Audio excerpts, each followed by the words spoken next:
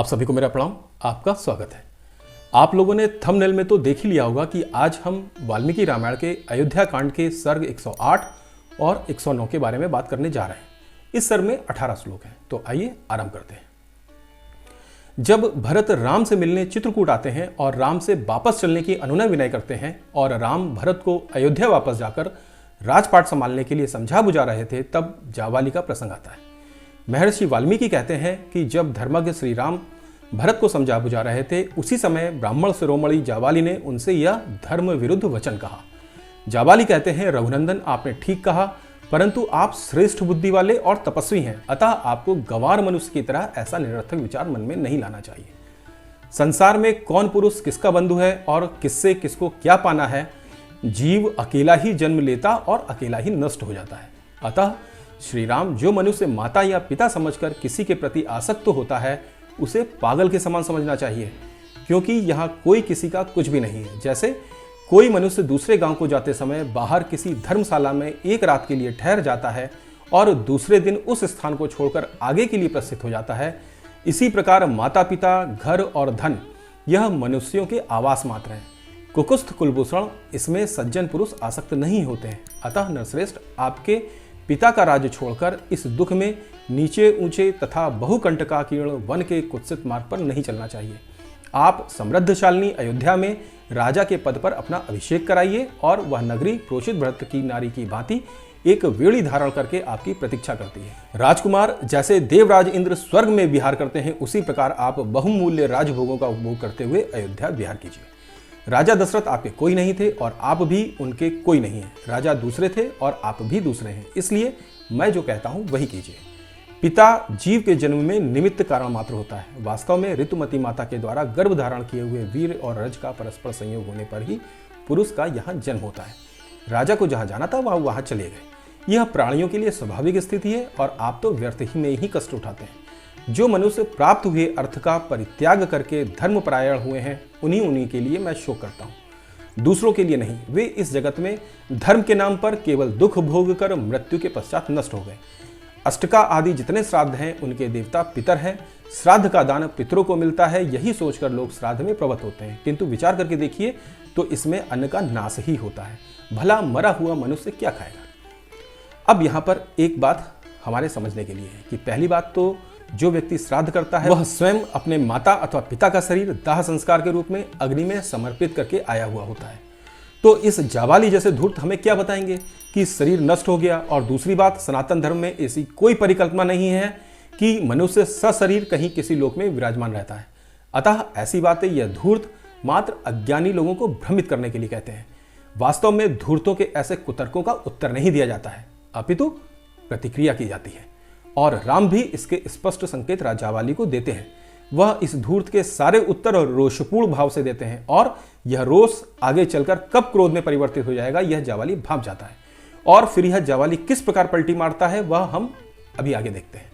अब आगे चलते हैं। जावाली कहता है कि यदि यहाँ दूसरे का खाया हुआ अन्न दूसरे के शरीर में चला जाता हो तो विदेश में जाने वालों के लिए श्राद्ध ही कर देना चाहिए। उनको रास्ते के लिए भोजन देना उचित नहीं है। देवताओं के लिए यज्ञ और पूजन करो, दान दो, यज्ञ की दीक्षा ग्रहण करो, तपस्या करो और घर द्वार छोड़कर सन्यासी बन जाओ, इत्यादि बातें बताने वाले ग्रंथ बुद्धिमान मनुष्यों में दान की और लोगों की प्रवृत्ति कराने के लिए ही बनाए हैं। अतः महामंते, आप अपने मन में यह निश्चय कीजिए कि इस लोक के सिवा कोई दूसरा लोक नहीं है। अतः वह फल भोगने के लिए धर्म आदि के पालन की आवश्यकता नहीं है। जो प्रत्यक्ष राजलाभ है उसका आश्रय लीजिए, परोक्ष अर्थात पारलौकिक लाभ को पीछे ढकेल दीजिए। सत्पुरुषों की बुद्धि जो सब लोगों के लिए राह दिखाने वाली होने के कारण प्रमाणभूत है, उसे आगे करके भरत के अनुरोध से आप अयोध्या का राज ग्रहण कीजिए। अब यहाँ पर हमारे समझने के लिए यह स्पष्ट है कि दुष्ट और कुटिल व्यक्ति चाहे कितना भी ज्ञानी क्यों ना हो, कितना भी सज्जन क्यों ना दिखे, उसकी दृष्टि सदैव कुटिल और दुष्ट की भांति ही कार्य करती है। और यहाँ पर जावाली ने जो ब्राह्मण और विदेश जाने वाले व्यक्ति को भोजन देने के स्थान पर उसका श्राद्ध कर देने की बात कही है, उसके बारे में हम चारवाक दर्शन में बात कर चुके हैं। आप हमारे चारवाक दर्शन के वीडियो अवश्य देखिए। लेकिन हमने जावाली प्रसंगों को उसमें जानबूझकर शामिल नहीं किया था, क्योंकि हम यहाँ पर उस संदर्भ में श्री राम का उत्तर दिखाना चाहते थे। यहाँ पर हम राम के उत्तर देखेंगे। आप हमारे चारवाक दर्शन के एपिसोड को जावाली प्रसंग से लिंक कर सकते हैं।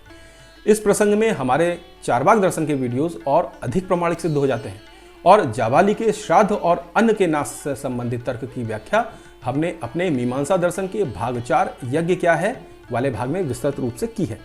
उस एपिसोड को तो आप अवश्य देखें। और अगले सर्ग में 109 में राम जाबाली को क्या उत्तर देते हैं, आइए उसे देखते हैं। महर्षि वाल्मीकि कहते हैं कि जाबाली के यह वचन सुनकर सत्य पराक्रमी श्री रामचंद्र जी ने अपनी संशय रहित बुद्धि के द्वारा श्रुति सम्मत सदुक्ति का आश्रय लेकर कहा कि विप्रवर, आपने मेरा प्रिय करने की इच्छा से यहाँ जो बात कही है वह कर्तव्य सी दिखाई देती है, किंतु वास्तव में करने योग्य नहीं है। वह पथ्य सी दिखने पर भी वास्तव में अपथ्य है। जो पुरुष धर्म अथवा वेद की मर्यादा को त्याग देता है वह पाप कर्म में प्रवृत्त हो जाता है और उसके आचार विचार दोनों भ्रष्ट हो जाते हैं। इसलिए वह सत्पुरुषों में कभी सम्मान नहीं पाता है। आचार ही यह बताता है कि कौन पुरुष उत्तम कुल में उत्पन्न हुआ है और कौन अधम कुल में, कौन वीर है और कौन व्यर्थ ही अपने को पुरुष मानता है, तथा कौन पवित्र है और कौन अपवित्र है। आपने जो आचार बताया है उसे अपनाने वाला पुरुष श्रेष्ठ सा दिखाई देने पर भी वास्तव में अनार्य होगा, बाहर से पवित्र दिखने पर भी भीतर से अपवित्र होगा, उत्तम लक्षणों से युक्त सा प्रतीत होने पर भी वास्तव में उसके विपरीत होगा तथा शीलवान सा दिखने पर भी वस्तुतः वह दुशील ही होगा। आपका उपदेश चोला तो धर्म का पहने हुए है किंतु वास्तव में अधर्म है। इससे संसार में वर्ण संकरता का प्रचार होगा। यदि मैं इसे स्वीकार करके वेदोक्त तो शुभ कर्मों का अनुष्ठान छोड़ दूं और विधिहीन कर्मों में लग जाऊं तो कर्तव्य अकर्तव्य का ज्ञान रखने वाला कौन समझदार मनुष्य मुझे श्रेष्ठ समझकर आदर देगा।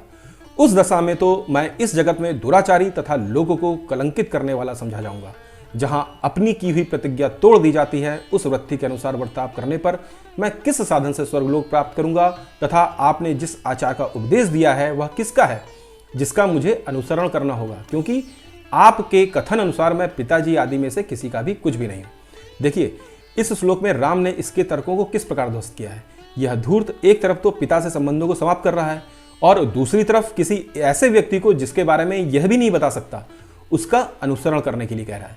यह बात आज के काल में वामपंथियों फेमिनिस्टों के ऊपर पूर्ण रूप से लागू होती है, जो पुरुषों को, महिलाओं को और बच्चों को सबसे पहले उनके परिवार से काटने का प्रयत्न करते हैं, उनके परिवार को तो उनका शत्रु सिद्ध करने का प्रयास करते हैं और स्वयं को हितैषी बताते हैं।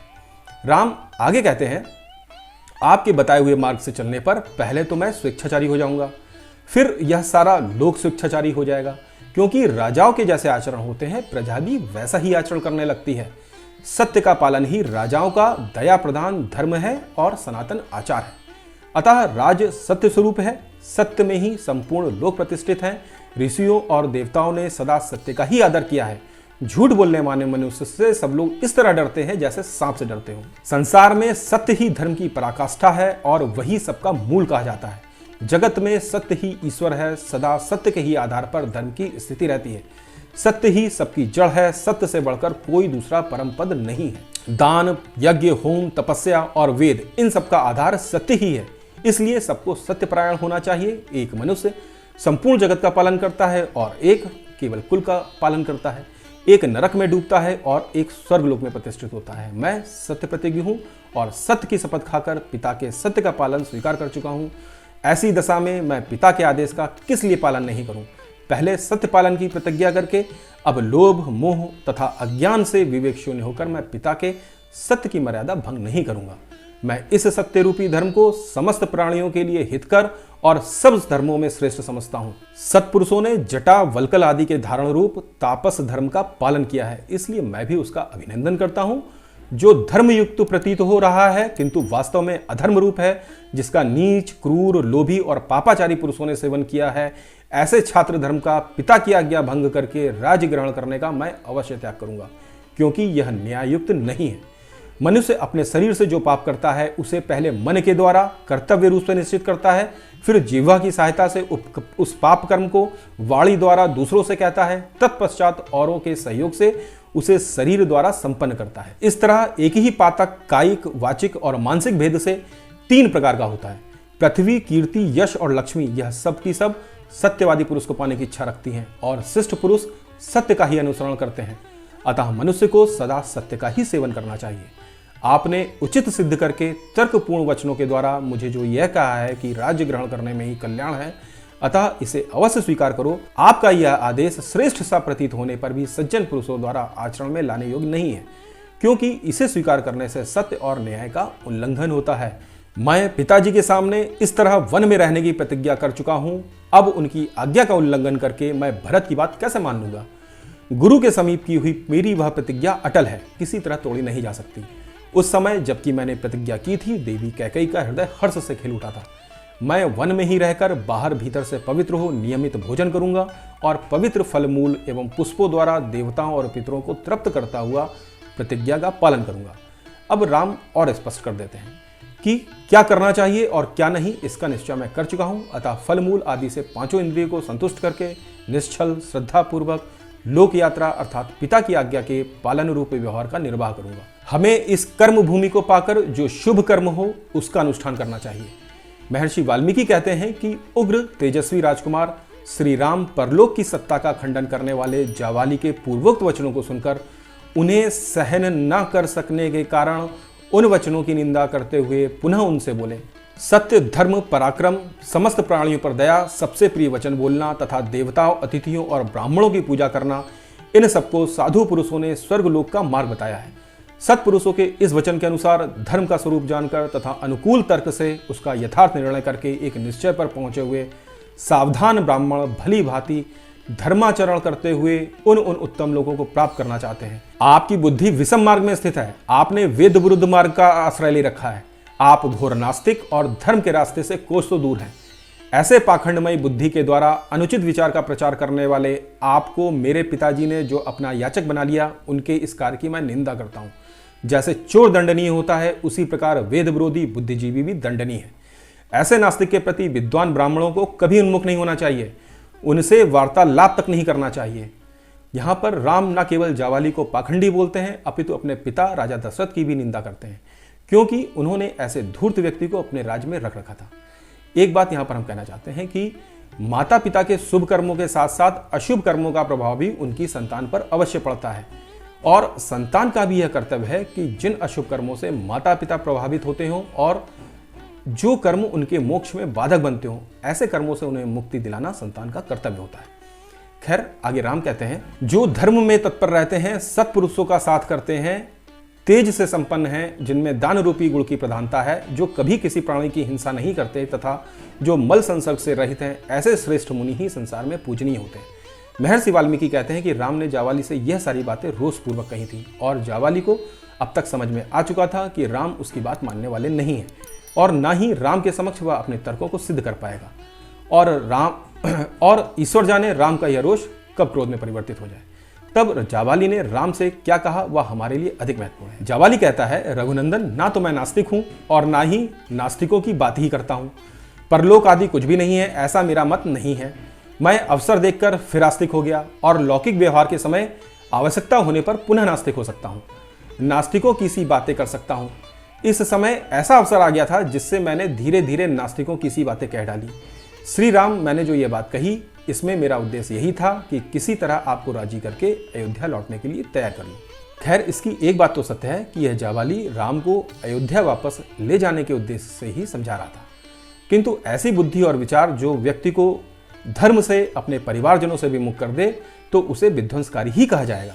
दूसरी बात, धूर्त व्यक्ति सदैव दुस्साहसी होता है। यहाँ जावाली राम की तुलना गंवार मनुष्यों की भांति विचार करने वाले व्यक्ति से करने में भी किसी प्रकार का संकोच नहीं करता, जबकि दूसरी तरफ राम के तर्कों के आगे किसी के भी तर्क तनिक देर भी नहीं ठहरते। यहाँ तक कि राजगुरु वशिष्ठ भी राम के तर्कों के आगे असफल हो जाते हैं, और इसका प्रमाण हमें इसके अगले सर्ग में दिखता है, जब राजगुरु वशिष्ठ राम को रोषपूर्ण भाव में देखकर जावाली को हटाकर स्वयं धर्मपूर्वक समझाते हैं और शांत करने का प्रयास करते हैं, और पूरी पृथ्वी का इतिहास और राम को उनके वंश का संपूर्ण इतिहास बताते हैं। और जावाली के इन अंतिम वाक्यों को हमें आज के वर्तमान राजनीतिक और सामाजिक परिदृश्य में भी अवश्य देखना चाहिए कि किस प्रकार यह धूर्त राजनेता, फेमिनिस्ट और वामपंथी जब चाहते हैं परिस्थितियों के अनुसार चंदन और टीका लगा लेंगे, और जब चाहेंगे तब सनातन धर्म को अपमानित करने का कोई मौका नहीं छोड़ेंगे। तो अब हम आज यहीं समाप्त करते हैं और अब अगले प्रसंग के साथ फिर मिलते हैं, और आपसे आग्रह करते हैं कि हमारे वीडियोस को लाइक कीजिए, शेयर कीजिए, कमेंट भी कीजिए और हमारे चैनल को सब्सक्राइब करना बिल्कुल भी मत भूलिएगा। जय हिंद, वंदे मातरम।